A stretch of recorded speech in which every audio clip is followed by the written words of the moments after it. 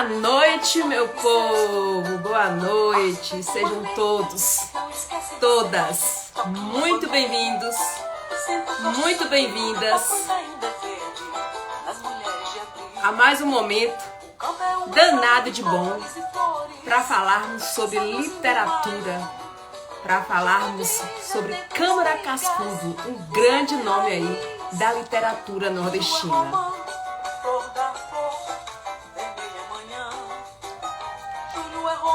E estamos iniciando, né? Boa noite, Isabela! Estamos iniciando com a poesia aí do professor Diógenes da Cunha Lima. Eu achei essa música linda demais. Tempo calendário. A gente já vai chamar aqui o professor. Seja bem-vinda, Maria Zélia. Já vou chamar, enviar o convite para o professor Diógenes aqui.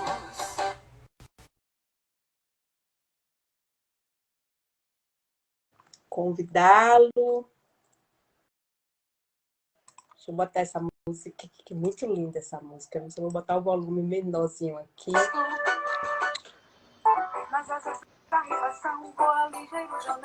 Boa noite, professor. Boa noite, Marla. Boa noite, Bahia. Boa noite, Bahia. Boa noite, Rio Grande do Norte. Boa noite, Nordeste, né? Boa noite, nosso Nordeste. Seja muito bem-vindo aqui ao canal do Danado de Bom. O Danado de Bom, a gente intitulou ele do primeiro clube de literatura nordestina do Brasil. Danado de Bom surge aí no ano de 2023. Às vezes a gente está perdendo as contas ultimamente, não é, professor? Com tanta informação, às vezes a gente perde as contas. Mas foi em 2023 que a gente começou aqui. E nosso projeto é fazer uma viagem literária pelo Nordeste. E aí, sempre lendo autores clássicos, autores contemporâneos. E aí começamos pela Bahia, lá em 2023, Jorge Amado, Torturado, João Cabral, Ariano Suassuna. E vamos fazendo esse percurso. E estamos agora no Rio Grande do Norte. Quando pensamos no Rio Grande do Norte, inclusive, temos pessoas, já vou abrir espaço para você falar, que eu sou muito... Falo demais, às vezes. E só para explicar um pouquinho para quem está chegando, né? Então, a gente tem pessoas no clube que é do Rio Grande do Norte. E quando falamos que íamos ler o Câmara Cascudo, você tem que trazer o professor Diógenes. E hoje, antes de entrar aqui na live, eu conversava com ela, a Maria Zélia, que está aqui com a gente, é do seu estado. Eu falei, a primeira vez que eu fico nervosa antes de fazer a live, fico nervosa. Porque assim não é todos os dias, né, que a gente conversa assim, quando eu fui buscar um pouco do currículo do professor Diógenes, eu falei, meu Deus. Mas assim, aí eu tive a oportunidade de assistir o documentário, o Múltiplo. Eu falei, ele é múltiplo, mas ele é múltiplo humano também. Ele é múltiplo profissional, mas é múltiplo humano também. E eu quero te desejar boas-vindas, né, aqui a esse espaço para a gente falar sobre o seu trabalho, sobre o trabalho do Cascudo. Muito boa noite. Muita alegria de estar e muito obrigado pelo convite. Eu estou feliz por estar com você. Nós mais ainda. Nós mais ainda. Muito felizes mesmo. Eu E sou foi... mais do que nordestino. Eu sou como Marco Acioli, meu amigo desaparecido, Marco Acioli dizia, eu sou nordestinado. Meu destino é ser nordestino. Sim, sim, sim. E uma coisa que eu achei lindo demais, foi por isso que eu comecei a live aqui com um texto seu, né, que virou canção, Tempo Calendário. Né? É verdade. Professor Diógenes, para quem ainda não conhece, está aqui com a gente, né? E, como eu falei, eu coloquei um monte de coisa aqui da sua biografia, mas não vou ler tudo isso, né? Porque a gente sabe que tudo isso é muito importante, né? Mas não é quem nós somos, né? Nós somos mais do que tudo isso que está nos nossos currículos acadêmicos, enfim. Mas, assim, o professor Diógenes é advogado, é poeta, é escritor, é compositor. E uma desses textos que ele escreveu, que é esse que eu estou comentando agora, Tempo Calendário, está lá no documentário, e foi transformado tanto em obra de arte, né?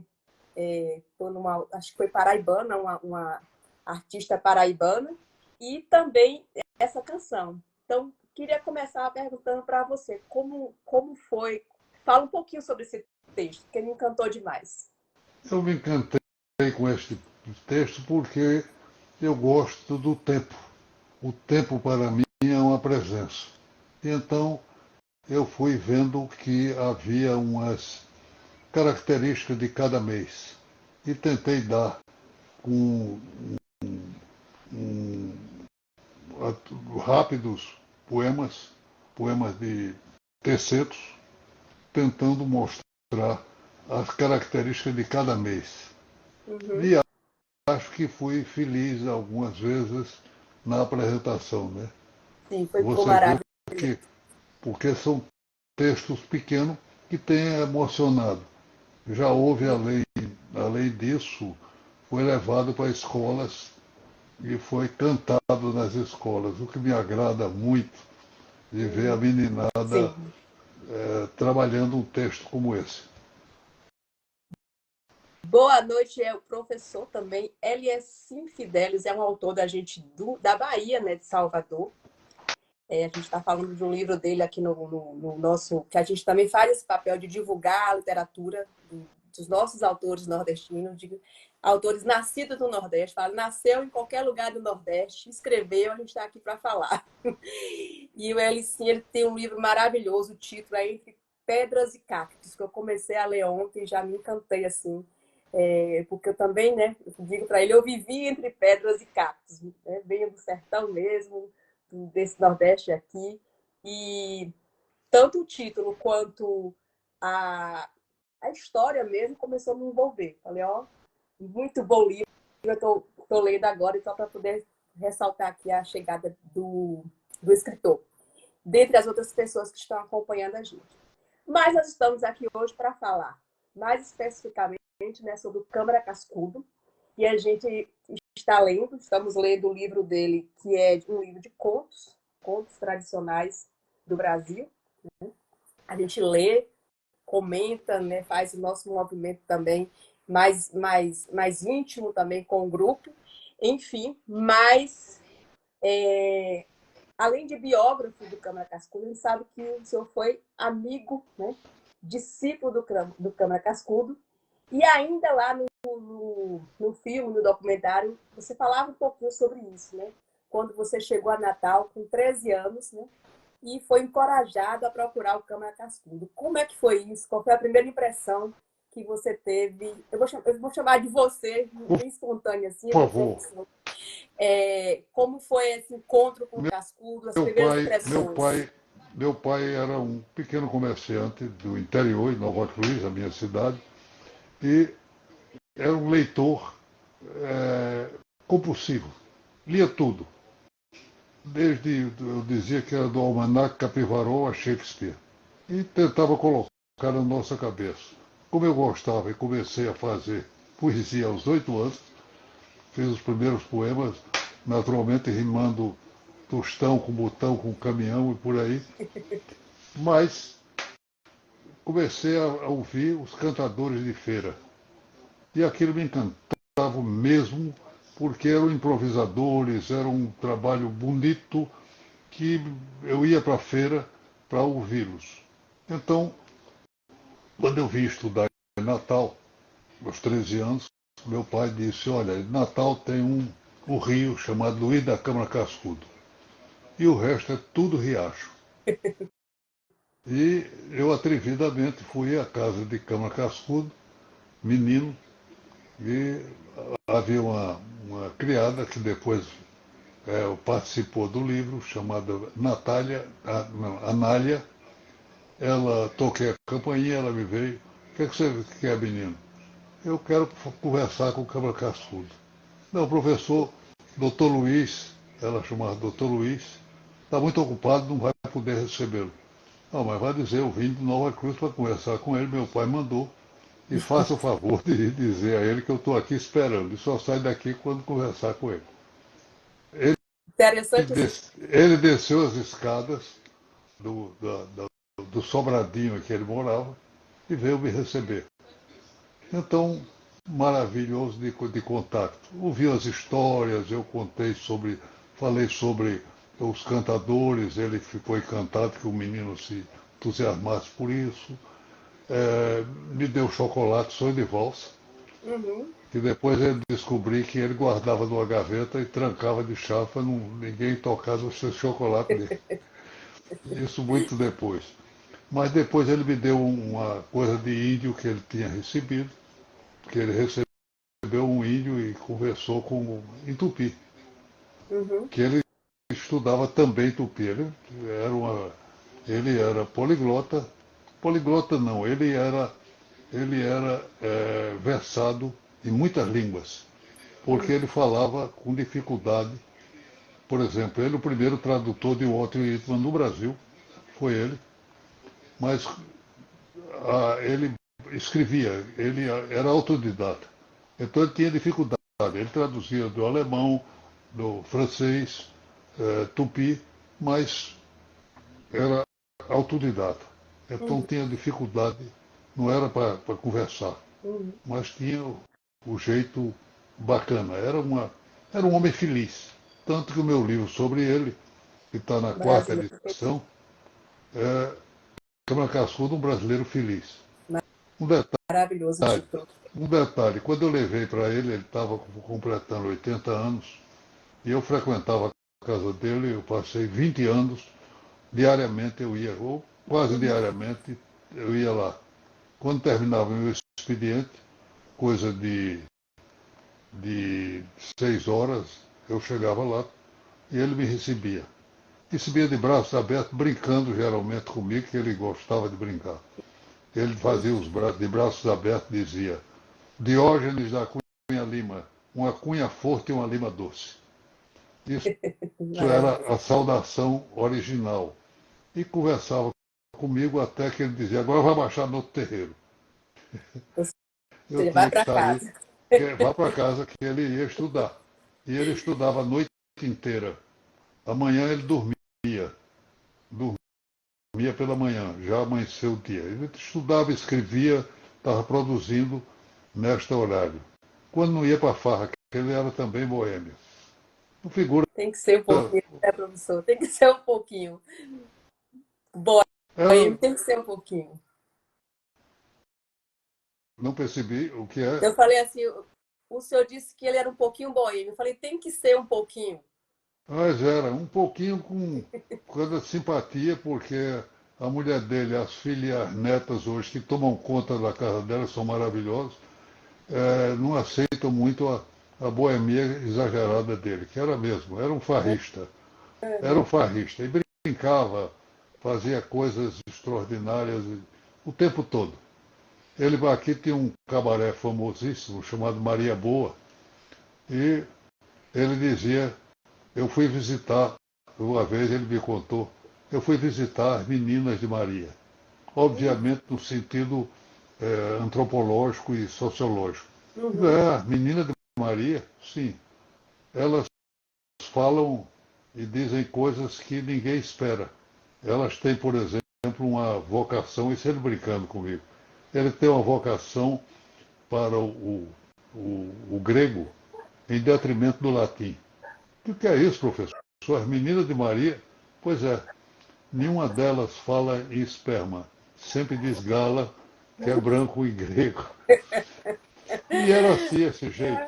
Esse jeito Levava a vida, né, de uma forma leve. Levava a vida. era. Todos os dias ele acordava, vou contar de beijos. Uhum. Ele acordava e a primeira coisa havia na casa um paredão com uma trepadeira, eu acho que chamava Didal de Ouro, havia umas coisas, flores amarelas, e ele ia dar bom dia à flor. Bom dia, flor. Amanheceu o dia. O tempo todo com esse jeito fantástico. Depois houve um momento em que eu fui com um ministro da educação lá, e ele gostou. Era um general, uma figura simpática chamada Ruben Ludwig. E ele disse, começou brincando, disse, nós somos xará. Como assim?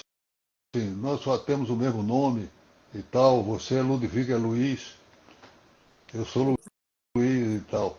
E o ministro mandou para ele uma fotografia comigo. Ele colocou, a fotografia grande, ele colocou na porta do quarto e toda noite Dona Dália, a esposa, me disse que ele jogava beijo para mim e dizia boa noite. E tratava meu filho, mas era também meu amigo, era uma figura diferente. Meu padrinho, foi meu padrinho de casamento.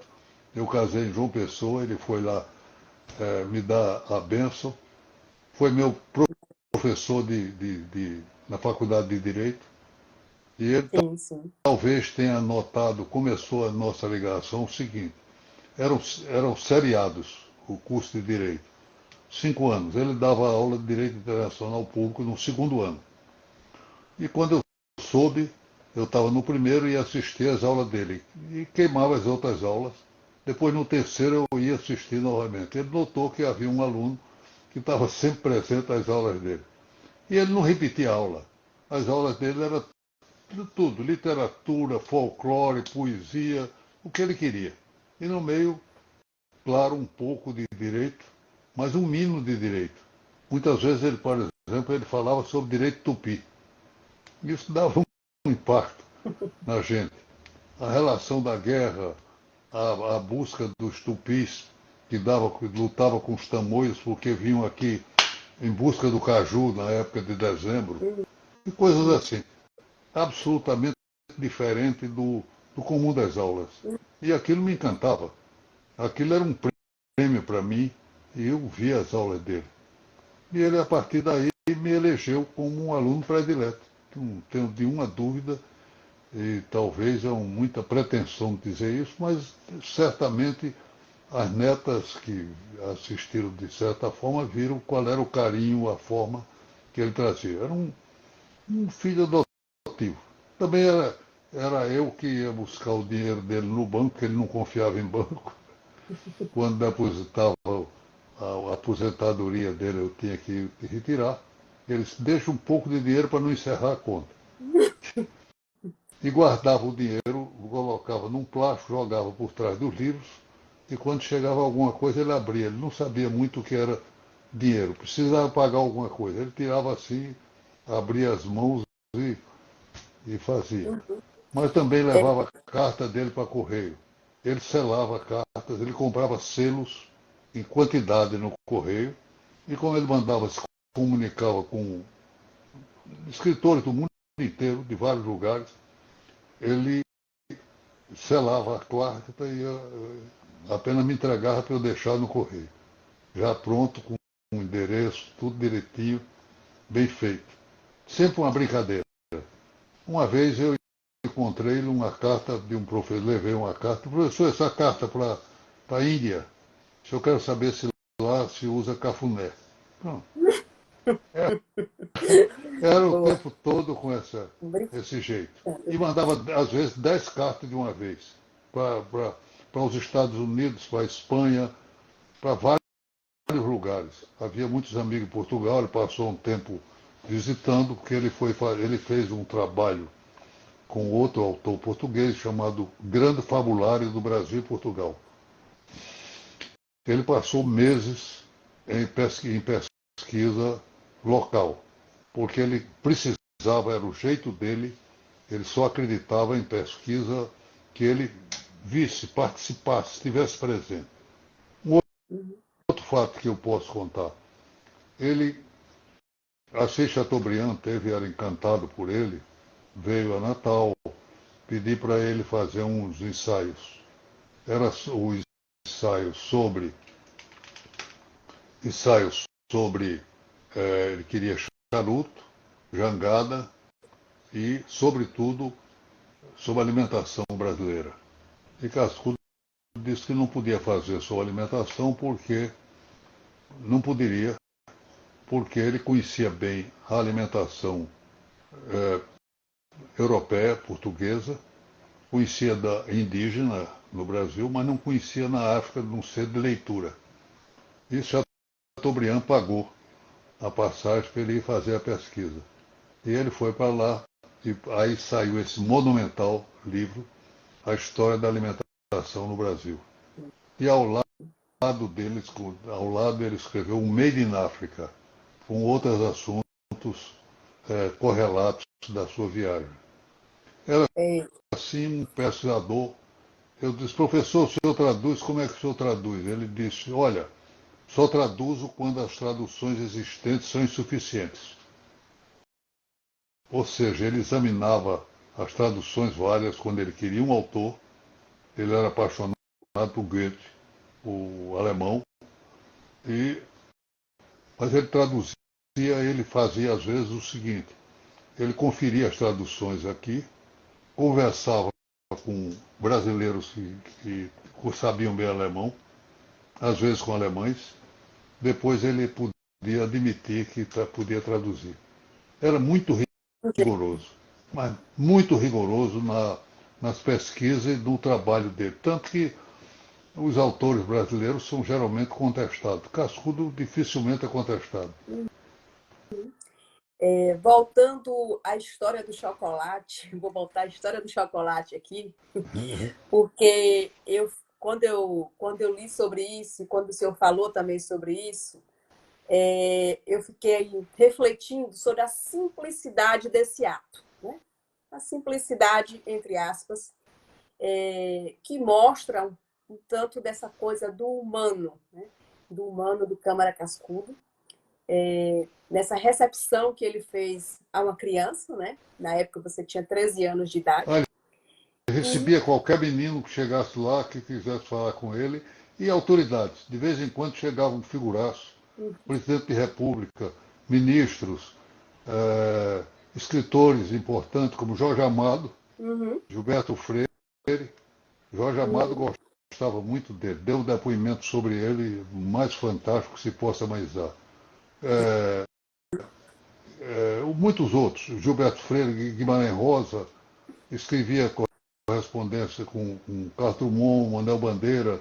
Antes, o primeiro, que foi quem primeiro publicou dele, Monteiro Lobato. inclusive, Ele, tem uma história do Itamar Vieira, que você deve conhecer, né? sim, Que publicou, e parecida com a sua. Que ele chegou até a casa, na época, ele também, né, criança, admirador do Jorge Amado, baiano, né, também, e foi à casa do Jorge Amado, pediu autógrafo, quando ele comprou, ele disse que comprou um livro do Jorge Amado em uma banca de revista e foi lá, e ele foi recepcionado, né, como você foi, o senhor foi na casa do Jorge Cascudo. Amado me deu o privilégio. Bom, ele me indicou, quando eu estava candidato a reitor da Universidade Federal, Cascudo fez uma carta para o presidente da República, fazendo um exagero de elogio a mim, Uhum. dizendo que reivindicava e tal. E eu peguei a cópia e mostrei ao doutor Gilberto Freire, que mandou. O doutor Gilberto também pediu. A Zé Américo de Almeida, que também pediu. Esse mandou um telegrama. E eu falei com o Jorge Amado, ele disse, se você colocar, eu faço a carta. Mostrei as cartas dos outros, a cópia, era com carbono na época, se colocava a máquina e tal, e eu mostrei, ele disse, não, eu faço com muito. Agora, os militares não vão nomear você por meu pedido. Eu disse, olha, mas Cascudo disse que eu devia pedir a você. E ele recebeu. Posteriormente, por acaso, eu estava em Salvador e encontrei com ele, era o aniversário. E ele me convidou para a ilha, e o aniversário estava lá com Zélia, com a filha, com Calazans Neto, figuras notáveis. Eu tive esse privilégio. E eu fiz um livro sobre Paulo Neruda, vou mostrar a você, Sim, é dedicado a Georgia e a Zélia Gattai. maravilha. Esse livro me deu um encanto extraordinário. É uma conversa com Pablo Neruda, Maravilhoso. conversa imaginária. Enquanto nós estamos conversando aqui, tem algumas pessoas, né, elogiando bastante, né, tecendo elogios à sua pessoa, e eu acho que tem muito do, né, inclusive a sua filha, né, comentando do orgulho, né, dessa memória, né, que viva, que é o Diógenes, e a gente agradece os comentários aqui. E a Zélia, que eu lhe falei, que é de lá, colocando todo elogio feito ao Diógenes ainda é suficiente diante da grandeza desse homem. Não, E pode baixar a bola, que eu não sou essas coisas todas, não. mas Né? somos. Às vezes a gente não enxerga, né? Mas os outros enxergam. Claro que longe de sermos perfeitos, né, professor? Mas assim, e é justamente essa pergunta, assim, acho que foram 20 anos de convivência, né, com o Cascudo, até onde Maravilhoso. Mais de 20 anos. 20 anos com frequência na casa dele. Uhum. Mas houve sempre contatos indiretos desde o tempo da escola, sobretudo da Faculdade de Direito. E ele me estimulou. Ele queria que eu fosse, e aconteceu, que eu fosse professor de Direito e depois reitor da Universidade Federal. Que ele benzeu, deu o nascimento à Universidade Federal daqui. Uhum. Sim. E aí Era uma, os ele estimulava. Eu comecei, publiquei esse livro. Olha, vou mostrar. A primeira mostre. edição. Logo esgotou. Eu tive que fazer uma segunda edição já diferente. Depois disso, uma terceira maior com o charuto, que ele vivia com o charuto. Uhum. Extraordinário. A propósito, tem uma graça sobre o charuto. E a quarta foi essa. E agora tem a quinta, que ainda não posso mostrar a capa, mas vai sair uma quinta edição. Mas sobre o charuto, eu levava, agradava a ele quando ele me deu chocolates, eu dava chocolate a ele e às vezes charutos. Uhum. E até uma vez levei charutos cubanos. E ele ficou encantado, aí disse, você, em vez de alimentar minhas virtudes, está alimentando meus vícios. Era o jeito dele de dizer e de ser, o tempo todo. Quando falava sobre as dificuldades do Brasil, ele disse, o Brasil não tem problemas, apenas soluções adiadas. Boa. Tem uma pergunta aqui do Por favor. Gilmar Bernardo. O Gilmar pergunta quais são suas memórias a respeito do Cascudo músico, do Cascudo boêmio. Cascudo, músico. Cascudo foi professor da História da Música no Rio Grande do Norte. E professor que formou esperto, grandes profissionais, entre os quais, por exemplo, eu posso citar Oriane de Almeida, que ganhou o prêmio maior de Varsóvia, com piano, e é o maior especialista em piano na época do Brasil. Cascudo formava gente e ele tocava piano, dizia que era pianeiro, era apaixonado por música clássica, mas gostava de música popular e de música folclórica, adotava. Descobri as origens dessas músicas todas. Um detalhe, companheiro, é que ele tinha paixão por Mozart e sabia. Depois ele ficou surdo, já no final, já médio, no final da vida, e ele fazia uma coisa curiosa. Ele pegava uma pauta, o Mozart, por exemplo, e ficava imaginando lendo. A partir da pauta ele estava ouvindo essa música, que ele não podia ouvir. Uhum. Ele então ficava acompanhando e vendo. E disse a vantagem é que, é que os arranjos são meus. Ele ouvia a música e dizia isso aí. A mesma coisa com televisão. Ele colocava a TV, às vezes ficava parado numa cadeira, estava tocando a TV, e ele não via. Então, essa grande vantagem é que eu posso ver uma novela e eu faço a fala dos personagens. Era essa figura Boa. humaníssima. Mas É, ele Há um detalhe importante. Um amigo meu, que era professor também, colega de, levou para ele a grande notícia, que Érico Veríssimo, há um livro dele chamado Canto de Muro, que Érico Veríssimo levou para os americanos, em Nova York, e eles ficaram encantados. Dizem, o americano gosta de bicho. E então você vai mandar publicar lá, passar a tradução. E ele disse, diga a Érico que os meus bichos são de fundo de quintal aqui, não sabem falar inglês não. Nenhum deles, nem a, nem a barata, nem o rato, nem a coruja, nenhum deles fala inglês, só fala português, e então não vai dar. Mas foi traduzido, uma vez eu recebi, tenho ainda hoje, ele foi traduzido, você falou em contos tradicionais, do Brasil foi traduzido no Japão. Uhum.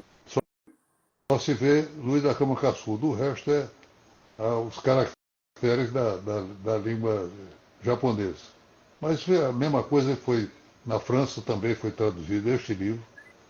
É um livro interessantíssimo do Brasil. Uhum. Tem outra pergunta, o Gilmar também, né, querendo Vamos saber lá. coisas. Ele coloca o seguinte, que o Cascudo também foi uma peça fundamental no cenário da Segunda Guerra, aqui no estado, no caso, no Rio Grande do Norte. Aí ele pergunta se está correta essa informação. Está absolutamente correto. Ele foi o presidente e foi o que assumia a defesa civil no Estado durante a guerra. E houve um fato curioso, é que Cascudo, jovem, entusiasmou-se com o integralismo e foi muito batido por conta disso. Mas quando veio, ele tinha recebido as maiores comendas do rei de então da Espanha, da Itália. E quando o Brasil declarou guerra, ele devolveu as comendas todas, para mostrar o patriotismo dele, que ele era um pau-brasil, era um homem pau-brasil. E foi chamado algumas vezes disso aí. Mas ele participou, e aqui em Natal, que houve todos os problemas, até acompanhar, por exemplo, havia coisas subterrâneas para proteção por uma possível invasão do nazismo em Natal. E houve esse risco, e o Cascudo estava sempre presente ao lado da defesa local. Professor, Era, algumas informações que eu busquei, né, que o Cascudo ele é descrito por alguns como o homem que mais compreendeu a alma do povo brasileiro.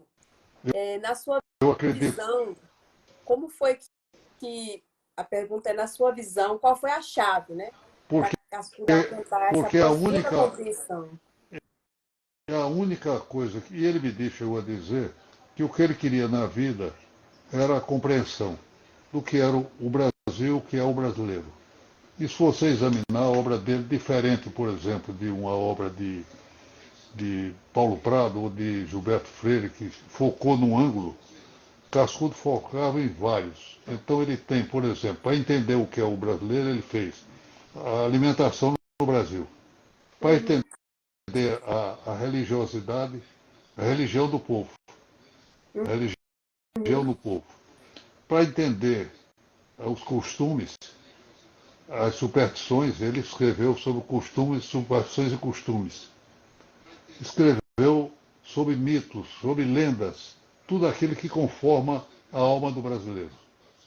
E também uhum, tinha a mesma visão da multirraça que nós somos formados, desse conjunto de raças que nós temos. uhum, Muitas coisas ele estudava, por exemplo, ele estudou Meleagro, as coisas da Bahia, estudou a alimentação do Pará, entusiasmadíssimo. Eu estava na casa dele quando ele recebeu o presidente Juscelino Kubitschek.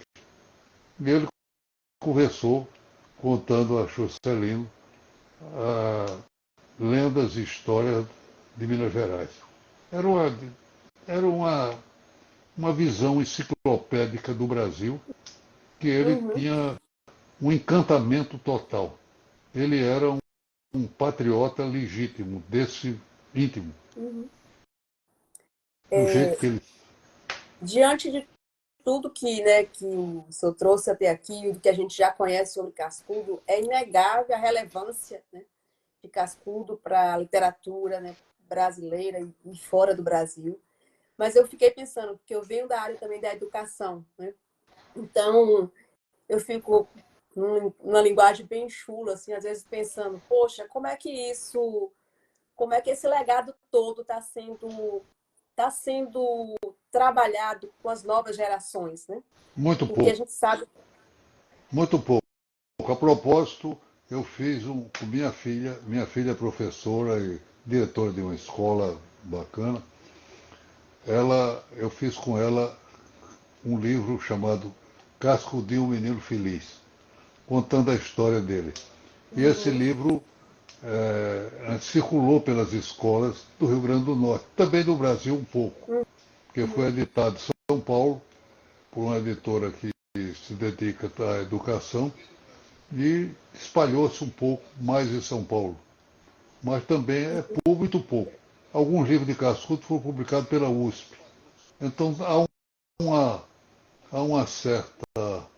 Mas ele nunca fez o proselitismo, nunca fez a, a valorização do seu trabalho. Ele publicava, para ele era interessante ele pesquisar e publicar. Não sabia então, bem como fazer, nem se interessava muito. Interessava as coisas do povo mesmo. Conversar com o povo. Por exemplo, ele nos mandava, vá à Feira do Alecrim aqui em Natal e veja como é que as mulheres se ficam de cócora. hum, E ele mandava, depois eu descobri, fiquei primeiro magoado, porque eu pensei que era só eu. Ele tinha pedido 2 ou 3 pessoas para conferir. Entendeu? Ele conferia cada coisa. Aí eu cheguei dizendo, olha, as mulheres lá, às vezes, é, fazem pipoca e fica sentada com a bunda no calcanhar. uhum, E é diferente do jogador de futebol que fica sob os artelhos. uhum.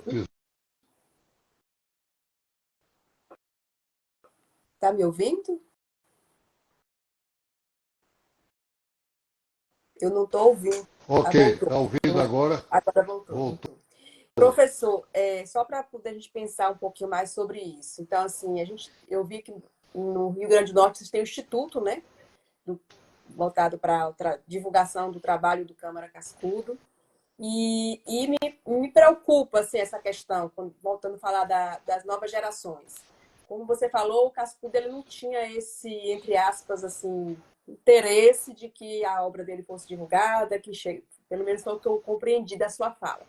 Mas tanto o Instituto quanto a sua pessoa, que é um discípulo do Cascudo, que é uma pessoa que propaga, né, a literatura de Câmara Cascudo, o que que dificulta para que essa literatura desse homem, esse conhecimento que é tão vasto, né, possam chegar a outras pessoas, né? Não seja, como é que diz, restrito ali ao Estado, como a gente leu aqui no clube, a gente leu Josué Montelo, que é o do Maranhão, né? Uma obra maravilhosa que também fica ali mais, né, no âmbito do Estado. E a gente Olha, discutiu um Menor pouquinho. Pica tem uma frase que é o Brasil é um arquipélago cultural, e é mesmo, cada estado é uma ilha. Tanto que eu fiquei encantadíssimo por saber que você, baiana, estava interessado em conversar sobre o Nordeste e entrando aqui. Uhum, Muitas vezes o que é feito na Paraíba não se não tem repercussão no Rio Grande do Norte. E há muita coisa boa na Paraíba, no Ceará, os nossos vizinhos, em uhum, Pernambuco. Em outras palavras, na Bahia nem pensar, fica distante só por alguns que estavam lá e pelas genialidades das figuras que ultrapassa fronteira. Cascudo ultrapassa a fronteira até internacional, mas muitas vezes é desconhecido até por potiguares. sim. gente daqui. Chega às vezes dói na alma saber que não é visto como, ou às vezes é comparado como um escritor, um escritor comum, quando ele é Uhum, diferente, ele é o rio, aquele rio largo, forte, poderoso. Não é um riachinho, não é um regato. sim. É uma questão para pensar, né? E para fazer também, né, professor? E assim, Eu fiz de- um livro também, que é a convivência com ele, este uhum, aqui, para facilitar a leitura, porque é uma editora que fez para vender barato e espalhar pelas escolas por aí. E realmente deu um certo êxito no Rio Grande do Norte. bom, Mas não muito bom. saiu para o país, E aí é onde a ficou gente aqui. precisa de iniciativas, né, de Precisa de projetos iniciativa que projete, que faça lá. que O faça essa Instituto divulgação. Ludovicos, o Instituto Ludovicos, com as netas de Cascudo, notadamente por Daliana Cascudo, tem feito um esforço enorme. Há professores da Universidade Federal que têm também dedicado, como Humberto Hermenegildo. Há muita gente boa, Uhum, mas não é fácil. E de outros lugares do Brasil, de vez em quando, há especialista em cascudo. Mas uhum, a dificuldade é também porque eu penso, como eu sou um professor, nasci para essa vocação, eu penso que teria que ter começar esses ícones do Brasil, como Cascudo, nas escolas. A base é a uhum, escola.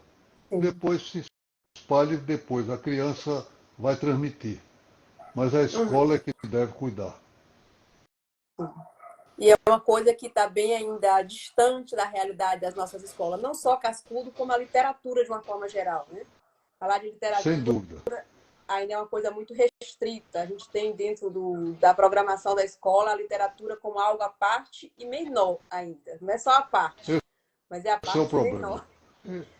Como Esse é ela o problema. é um problema. Enquanto eu entendo que ela poderia dialogar com todas as disciplinas, né? Eu sempre repito uma frase aqui, que eu não sei o autor, talvez o senhor saiba, mas que diz que se todas as ciências faltassem, sobraria a literatura. Né? Porque a literatura ela consegue dialogar, ela é, eu digo, o conhecimento, porque dali de fato é que sai toda, é o tronco, digamos assim, onde sai Sem todos os dúvida nenhuma. galhos. Né? Sem dúvida nenhuma. Eu tive o privilégio de ser secretário de Educação do meu estado e visitava as escolas, estimulando, fazendo. A grande preocupação minha era que a literatura fosse vista. Terminei com um amigo nosso daqui, um grande escritor do Rio Grande do Norte, a sugestão de Veríssimo de Mello, e constou da Constituição o dever de cada escola apresentar autores do Rio Grande do Norte. E Uhum. durante certo tempo foi feito. Depois abandonaram. Como tudo aqui, às vezes acontece. No Brasil. Vou ler a mensagem aqui da Karen Diógenes da Cunha Lima, nosso farol atemporal para a cultura do Rio Grande do Norte. Ela colocou que ama demais e mandou um coraçãozinho, né? Um bocado de gente comentando aí. Então, assim, é muito gostoso. Eu acho que a gente Meu ter esse coração para você. Meu coração é seu. maravilhoso.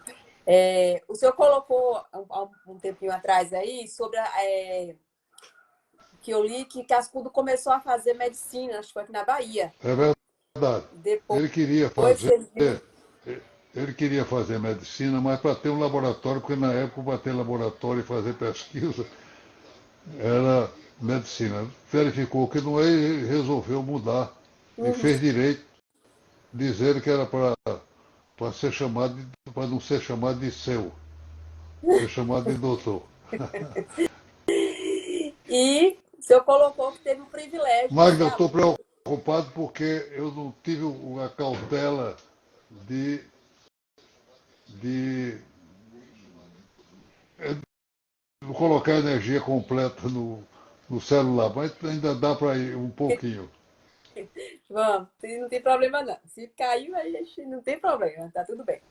É, Então, assim, como foi essa experiência? Como era o Câmara Cascudo, professor dessa faculdade que o senhor Ele era um encantamento, porque ele chegava lá, professores e alunos, e ele brincava com todos. Imagine que havia um professor que era uma escola fantástico, chamado Floriano Cavalcante. Sisudo, era desembargador e dava muito fechado.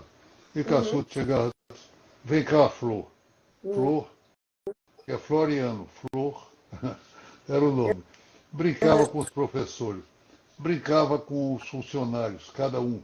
Jogava uma frase, uma história, contavam uma coisa relativa à pessoa, uhum, às vezes a família ancestrais que ele tinha conhecido. E com os alunos havia um encantamento total, absoluto, uhum. ilimitado, ilimitado.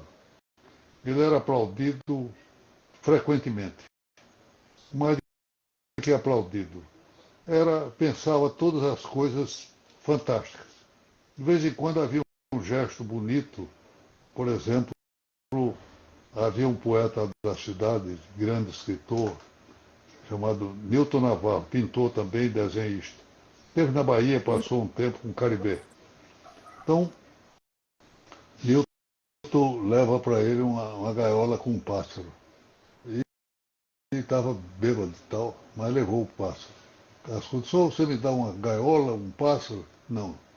Estou dando a você o direito de libertar um pássaro. E abra a gaiola. Cascudo abriu, o pássaro voou, pronto. Era esses gestos e havia homenagens as mais diferentes que você possa imaginar. Imagina. Ele Professor, ficava com. Uma vez ele me contou que era uma maravilha também, ficou contente, porque um garçom, ele pediu a conta, tomou a cerveja, pediu a conta, o garçom disse, de jeito nenhum. Esse aqui quem paga sou eu. O garçom pagou para ele a cerveja. beber já é bom, né? E ainda pago pelos outros, melhor ainda. Eu pago por um garçom, Por um né? garçom. E queria era gorjeta, né? Professor, além, né, da escrita toda, acho que são mais de 150 obras que o Cascudo, né, deixou, ele também apoiou movimentos, instituições. Fala um pouquinho sobre isso para a gente. Quais foram os movimentos culturais, Vários sociais que ele movimentos, apoiou? vários movimentos. Ele criou a, a Academia do Folclore Brasileiro, com 1940.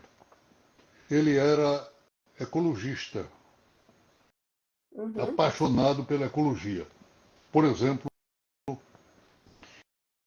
ele lutou porque na Paraíba havia a pesca da baleia, que era retalhada lá no cais. Ele lutou e chamou intelectuais vários do país e com isso conseguiu fechar a indústria, porque as baleias vinham para o litoral do Rio Grande do Norte e da Paraíba para procriar. E aproveitavam para os barcos, era fácil de pescar. E Cascudo lutava. Ele lutou muito contra caçadores. Caçadores. Conseguiu isso aí. Era um ecologista sem se preocupar com a palavra, uhum, mas com gestos, com atos, com atitudes que levavam para isso. uhum. Havia também a preocupação dele com a educação como um todo. A educação como um todo. Tudo que era da educação da universidade, da pré-escola à universidade estava dentro da sua preocupação. E ele fazia sempre apoio. Mas também a literatura era grande, através da correspondência dele com milhares. São, me parece, eu acho que eu estou errando o número, é bem maior, mas o Instituto Ludovico tem 17 mil cartas recebidas. Logo, é que ele mandava cartas por aí, é correspondência estimulante, Uhum. sempre estimulando, sempre estimulando a valorização da literatura. Maravilha. É, Vamos falar um pouquinho aqui, antes que a nossa bateria acabe, né? A sua, a bateria do celular, viu, gente? O professor É, Diógenes ele ficaria aqui a minha internet energia toda falando. ainda continua boa, Do razoável. celular. Vamos falar um pouquinho sobre o livro, né, que nós estamos lendo. É, quando é que surge esse livro? Qual o objetivo? O que, que ele traz de interessante para a gente? Qual livro? Os contos tradicionais do Brasil. O Contos Tradicionais traz a alma do Brasil, feita de contos que o povo preparou. E Cascudo elaborou e deu êxito não só no Brasil, mas, como eu disse, com traduções. É um livro que deveria ser adotado para as escolas. Uhum. Para as escolas. O MEC pegou esse meu livro e mandou para as escolas. Talvez devesse pegar os livros de Cascudo e colocar, sobretudo, contos tradicionais do Brasil, mas muitos outros livros dele. Tem um livro fantástico dele, que é pouco citado, que é o Civilização e Cultura. Esse eu recomendo porque é uma visão geral de um professor de província dizendo o que é a civilização e o que é a cultura. Uhum. Realmente é um livro que deveria ser obrigatório Uhum. para quem quer uma, uma visão mais ampla do que nós somos como parte de cultura e parte da civilização. Uhum. É, infelizmente a gente não tem, né, governos na sua grande maioria com esses objetivos, né, Infelizmente, com essa, não. né, e a gente tem uma cadeia. Eu sou da área da educação, é uma Não posso cadeia de deixar de citar questões. uma frase que eu coloquei e que foi divulgado muito no Brasil sem dar o crédito a Cascudo. A frase é o seguinte: o melhor produto do Brasil ainda é o brasileiro. Uhum. E saiu com publicidade da Petrobras, da, do Banco do Brasil, da Caixa Econômica, mas tirou o ainda, que é significativo, e não dava o crédito a Cascudo. Inclusive eu coloquei essa frase no nosso material do clube hoje, É bem uma lembrada. maravilha, né? Uhum. Esse fui eu que anotei, acredito que foi a primeira vez que está em livro, Uhum. porque foi conversa dele comigo. Depois Ana Maria, a filha, registrou. Uhum. O livro dela também sobre Cascudo, que é um bom livro. Cascudo tem uma descendência interessante. Fernando, o filho, e Ana Maria. E deles, e Ana Maria mais três que estão aí tocando a obra dele. Realmente um trabalho interessante. Maravilha. Falando um pouquinho agora da Academia de Letras, né, o qual o senhor é presidente hoje. Bom, começo a dizer que ela foi fundada em 1936 por Câmara Cascudo. E começou diferente. Começou o quê? Com uma presença feminina. A Academia Uhum. Brasileira de Letras, que é o modelo, só muitos anos depois é que permitiu a presença de mulher com Raquel de Queiroz. A nossa começou com patronas e pessoas bem interessantes, essas patronas, e acadêmicas. Duas poetisas de excelente nível. A academia faz umas coisas interessantes, entre as quais, esse eu tenho orgulho, que é a única academia, que cada estado tem a sua academia, é a única que publica rigorosamente a cada 3 meses a sua revista. E Parabéns. há muita coisa que nós conseguimos. Por exemplo, há, uma, há um trabalho que nós chamamos Academia para Jovens, e que levamos alunos e professores de uma escola para conversar com os acadêmicos e a gente distribuir com eles livros e dar orientação sobre educação e cultura. A mesma coisa, às vezes, nós vamos às escolas. Isso é Uhum. inovador. A academia ela é ágil, viva e está sempre presente em vários setores de atividade. Ela está sempre estimulando porque eu digo que ela não tem um nome de letras, mas é Academia de Cultura. Ela tem uma visão mais ampla.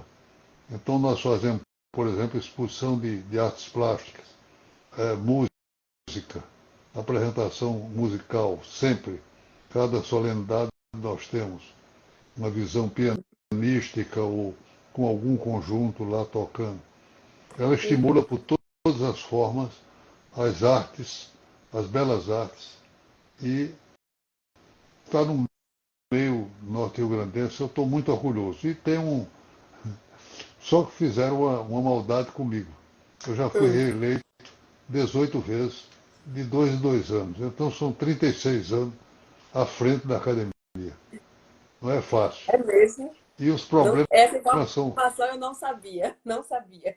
Olha, só depois de mim, o que chegou mais perto de presidente foi da Academia Brasileira de Letras, aos Tragédias de Ataíde.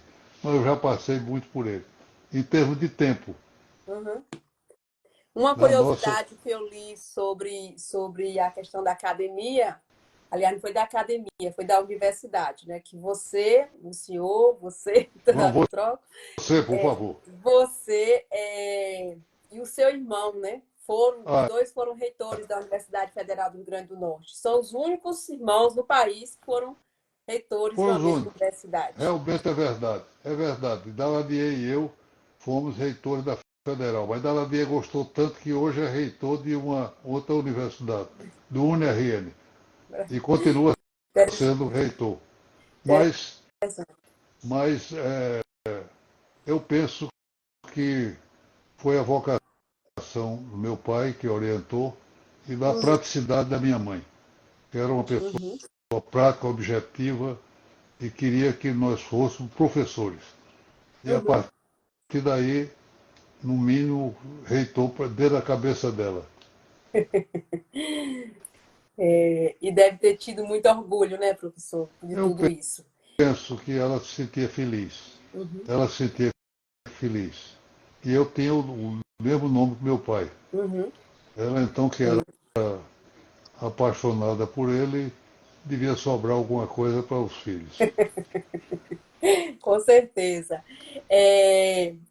Vou fazer só mais duas Por perguntas. Uma do favor. Gilmar que deixou aqui, para a gente não, né, não ter problema aí com o celular. Ele é a última pergunta do pessoal que está acompanhando a gente aqui, e depois eu faço a última pergunta que eu tenho para o senhor. Por favor.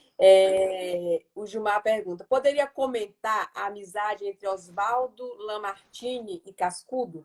Oswaldo Lamartine era apaixonado por Cascudo e eu estou publicando a correspondência dele com Cascudo e com muitas outras pessoas.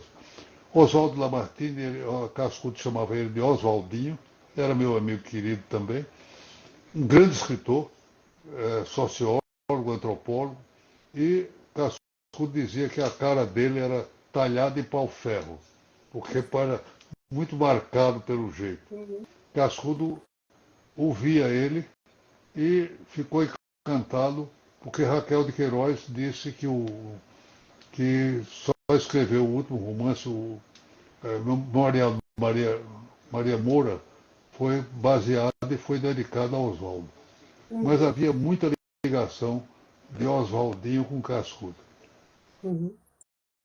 Tem um comentário aqui da Zélia falando, né, elogiando também seu trabalho, ela é, né, conterrânea sua, e Eu que falando agradeço, Zélia. que você é protegido por Santana, pois seu nascimento se deu no dia 26 de É julho.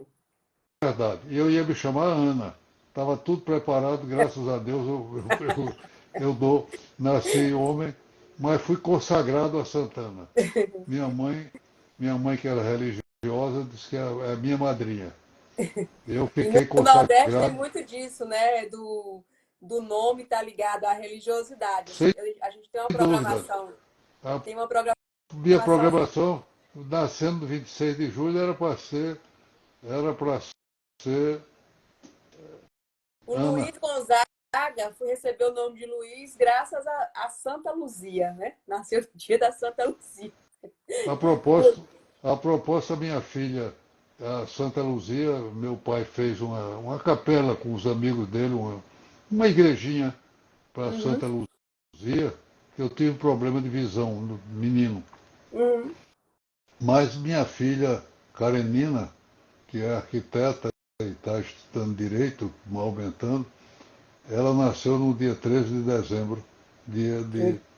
Eu, Dia, eu, dia de Santa Luzia. E sim, eu fui a Veneza e fui ver o corpo que não foi corrompido de Santa Luzia, onde ela interessante. está. Mas Então, são as alegrias da vida e as emoções que nos levam. Nós somos sim, conduzidos pela emoção. maravilhoso te ouvir, professor. Por conta do tempo, né? E, enfim, nós sempre tentamos colocar dentro de uma hora para não abusar muito do nosso convidado, né? O nosso trabalho aqui.